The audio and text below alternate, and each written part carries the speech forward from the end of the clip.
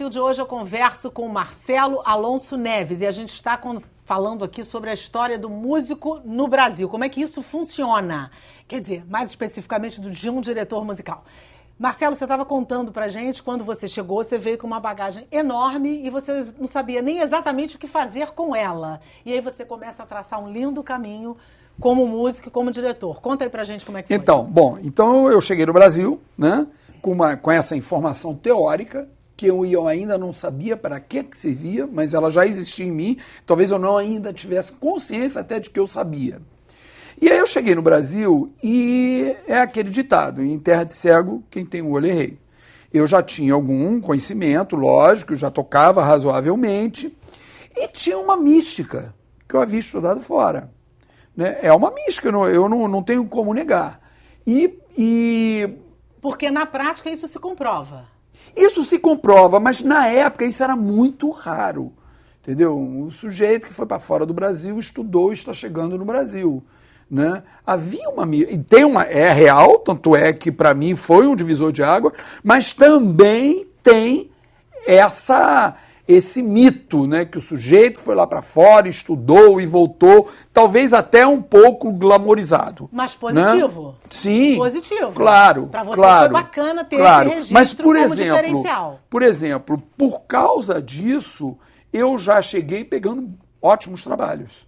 Né? Eu já fui tocar logo com Melodia, fui tocar com Tim Maia, tive uma rápida passagem toquei com o Jardim Macalé, tive uma rápida passagem com o João Donato, né? E aí foi. E aí, devagarinho, eu comecei a incorporar aquelas informações teóricas para a prática. Sim, eu passei a tocar saxofone quando eu fui lá para fora. Né, eu aproveitei para escolher, porque eu fui, a princípio, estudar flauta. E aí eu vi que seria pouco para abrir um pouco o leque de oportunidades, e como são instrumentos que têm algumas semelhanças e tal, eu optei pelo saxofone também. Então, aí eu peguei esses trabalhos, logo depois eu fui convidado para tocar com o Gil, né? Foi aquela fase do Luar, em que ele tinha uma estrela e uma lua no cabelo. Era um show espetacular, uma banda incrível, estelar, a banda era o que havia de melhor. Eu ali, realmente, eu estava entre os grandes músicos daquele momento, né? E muitos deles ainda atuantes hoje, né? E aí foi, eu passei um período com o Gil, fizemos a primeira excursão organizada pelo Brasil, porque antigamente os artistas iam fazer um show em Salvador, voltava para o Rio, ia fazer um em Teresina, voltava para o Rio. Essa foi a primeira excursão organizada, que começava no Rio, foi para São Paulo, aí veio para Porto Alegre, veio subindo, região central, norte, nordeste, Bahia. Certamente uma experiência que te agregou muito. Para um futuro próximo como diretor musical. Exatamente. E você, a técnica deve ser e é fundamental para um músico, para qualquer um, mas aprender o que você vai fazer é essencial. Sim. E só que no Brasil, como a gente sabe, você mesmo já me disse isso em outra oportunidade, nós somos um país que quase todo mundo é autodidata. Nós temos muitos autodidatas. Exatamente. E em alguns casos, e bons, como por exemplo, Ivan Lins. O Ivan Lins é Dorival, autodidata? É mesmo. É completamente autodidata. Olha só, não sabia. Eu sou Dorival, amigo do filho dele, do Cláudio. Do Cláudio, maravilhoso. O Ivan é totalmente... Inclusive contou essa história aqui no perfil, para todo... Quem não sabia ficou sabendo. E ele tem uma experiência parecida com o que você já me disse, que em alguns casos, ser autodidata, se põe técnica, atrapalha. Você mesmo me disse isso. E a professora dele disse isso pra ele. Uhum. Ela disse assim, toca pra mim. Ele começou a tocar. Ela disse, agora eu vou virar o rosto, porque o que eu ouço é maravilhoso, mas o que eu vejo é um horror. E se eu for fazer você tocar como eu gostaria, esse sentimento que eu tenho de rosto virado não é o mesmo. Uhum. Isso... Tem uma história famosa, né, com o Dorival, né? Eu não sei quem foi, acho que ele procurou o Tom Jobim, né, e falou, pô, eu tô querendo tomar umas aulas de violão, como é que eu faço? Ele falou, pelo amor de Deus, não estuda, porque vai estragar. Continua assim, não queira saber, não. Fica como tá. E eu queria saber de você exatamente isso. Agora que você é um diretor musical, que você tem que escolher os seus músicos, dá para escolher o autodidata? Não, hoje em dia a gente chegou a um ponto em que o sujeito tem que ter o talento do autodidata, mas ele precisa ter a informação também. Até porque ele precisa ler uma partitura, tem que ler bem.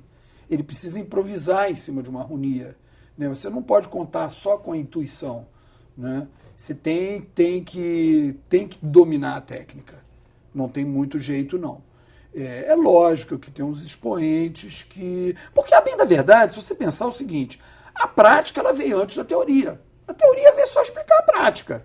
Então, ok, talvez a gente só precisasse da prática, mas a gente vive num mundo cada vez mais rápido, né?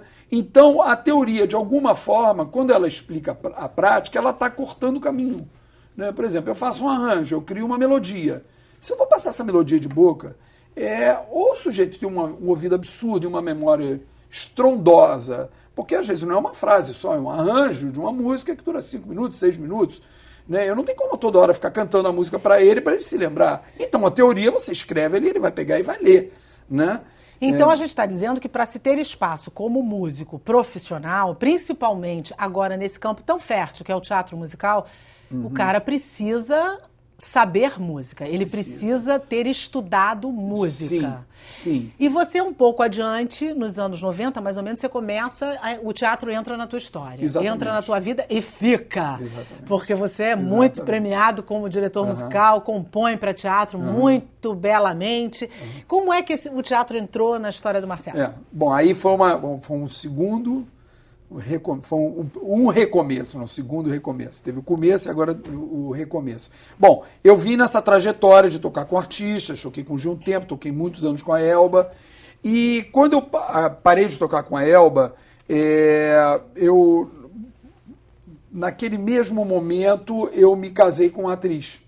Fui casado com a Inês Viana. Fomos casados há 18 anos, somos parceiros de trabalho até hoje. E ela me apresentou o teatro, né? Me chamou para fazer umas trilhazinhas, umas coisas e tal. E é engraçado, porque o tempo em que eu fui saxofonista só e flautista, eu era um músico-intérprete e acompanhante. Eu não compunha, eu não fazia arranjo, eu não sabia. E aí vem a história lá da Berklee.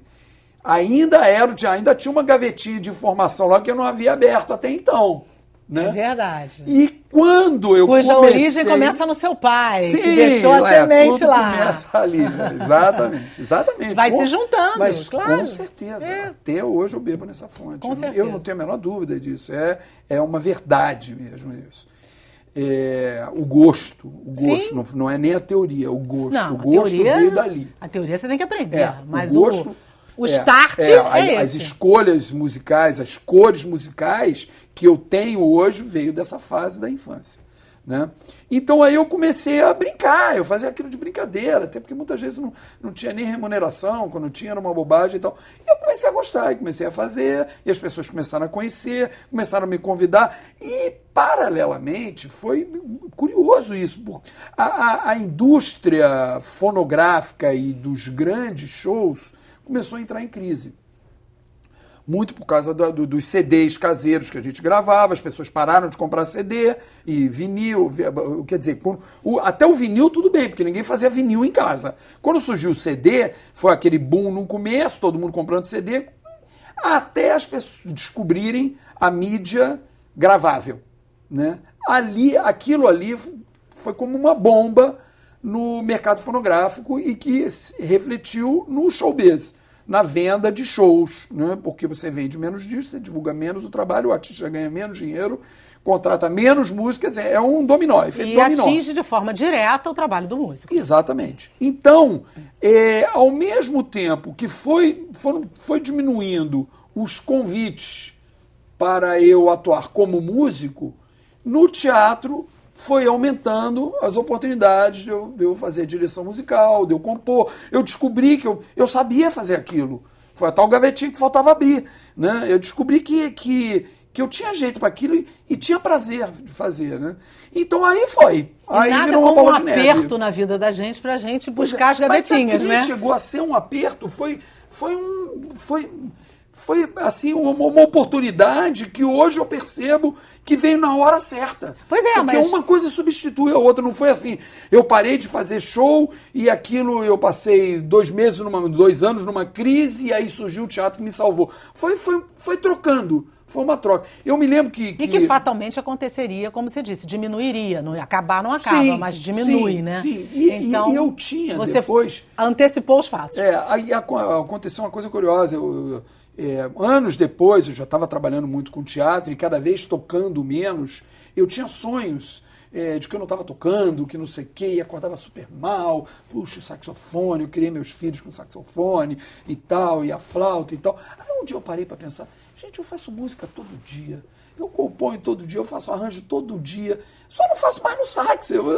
Enfim, então eu faço música todo dia. Aí eu entrei em paz comigo mesmo e passou a criar até melhor. Com certeza. Você lembra qual foi o primeiro espetáculo que você fez a sua direção musical profissional? Lembro. Foi um musical dirigido pelo Gustavo Gasparani, sim, chamado ótimo. Galinhas, um Melodrama de Penas, era um infantil, que tinha um elenco estelar, que era o Serjão Lourosa, a Inês Viana, a Solange Badim, o Isaac Bernard, todos atores que hoje em dia bombam no teatro, ou viraram grandes diretores, ou atores, enfim, o Ivan Sugarrara, que se tornou um grande diretor, era assistente do Gustavo Gasparani. Quer dizer, todos esses nomes que eu falo, quem não conhece teatro vai talvez boiar um pouco, mas quem conhece teatro sabe que são grandes nomes hoje. Né?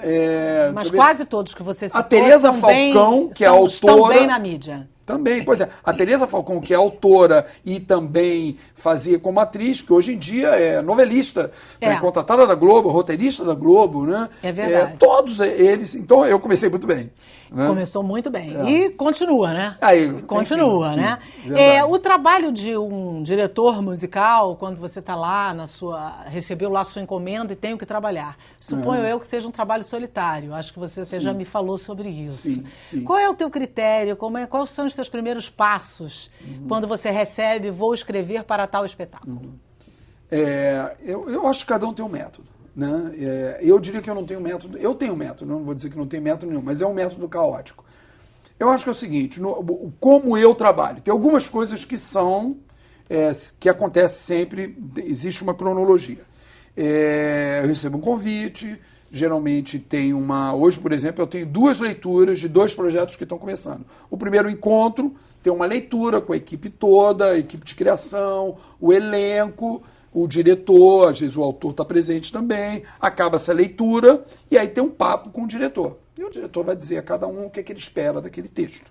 Né? Porque às vezes um texto, ele pode, quer dizer, às vezes não, sempre, um texto ele pode ser montado de diferentes maneiras. Né? Na mão de um diretor vai ser de um jeito, na mão de outro diretor vai ser de outro jeito. Você pega Shakespeare, ele é montado até hoje, né? E cada vez de uma maneira diferente, porque senão ninguém montava mais nada. Né? Se não tivesse condições de inovar, de buscar outras linguagens, a coisa já tinha se esgotado há muito tempo. Né? Nelson Rodrigues é montado doidado, sempre tem um Nelson Rodrigues em cartaz. E é isso. E às vezes 2, 3. Então a função do diretor, né, é preponderante, e esse primeiro papo com o diretor é fundamental, porque ele vai dizer o que ele quer. Eu quero que tenha muita música, eu quero que os atores cantem, ou não, eu quero uma trilha incidental, eu quero uma coisa mais minimalesca, eu não quero fazer um musical, mas eu quero que os atores toquem percussão. Esse papo rola, né? E aí começam os ensaios, que geralmente são mais leituras entre os atores. Eu gosto muito de estar presente. Mas você já vai para casa começando a pensar nisso, não? Não, isso já está na cabeça. Mas sem executar. Eu estou no banho, estou pensando já no espetáculo, eu estou dirigindo, eu estou pensando no espetáculo, eu estou andando na rua, eu estou pensando no espetáculo. Mas ainda não meto a mão na massa. Aí eu vou assistir as primeiras leituras, os primeiros ensaios, começo a perceber para onde a coisa está apontando, e aí sim começa o que eu chamo do meu lado caótico. Né? É a hora de criar. Eu tenho um estúdio em casa. Eu adoro ficar em casa. Moro em Santa Teresa, numa casa espaçosa, com quintal, com cachorro, com árvore frutífera, e é tudo que eu quero, eu não precisar sair de casa. E tudo que um músico precisa para se inspirar. Também. Mas aí eu fiz o meu estúdio em casa. Inclusive, eu abro a janela e dá para a mata toda, né? Então, e aí eu não tenho, justamente porque o estúdio é em casa, eu não tenho um horário para trabalhar. Então tem dia que eu vou trabalhar de manhã, tem dia que eu vou trabalhar de madrugada, tem dia que eu trabalho de noite. Então, e é muito engraçado, porque eu fico rondando, eu sinto que não está na hora, eu vou ali, lavo uma louça, eu vou aqui, brinco com o cachorro, eu vou aqui, cuido numa plantinha e tal, aí de repente eu sinto que, sei lá, abriu o canal, entendeu? Aí eu começo a trabalhar. E aí é esse jogo de troca, eu crio uma coisa, levo para o ensaio, a gente experimenta, gostou, não gostou, é bom, mas precisa aumentar, ou então diminui, e aí a gente começa a construir. Quer dizer, aí é que não tem muita regra, porque não depende só de mim.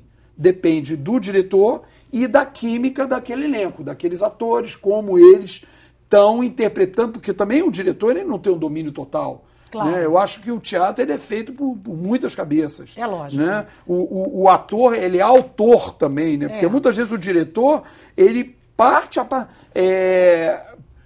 a partir do que o ator está lidando. Com certeza. Né? E o teatro é, sem dúvida, um dos trabalhos que mais se faz em equipe é o teatro, né? Não tenha dúvida, tem que ter uma troca. Exatamente. Eu queria saber de você se o diretor musical e o arranjador têm autonomia para mudar completamente o arranjo para um determinado espetáculo quando já se tem uma versão original, digamos assim. Mas você vai responder também pra gente no próximo bloco. A gente volta com mais Marcelo Alonso no Perfil já já. Não sai daí não, que é rapidinho.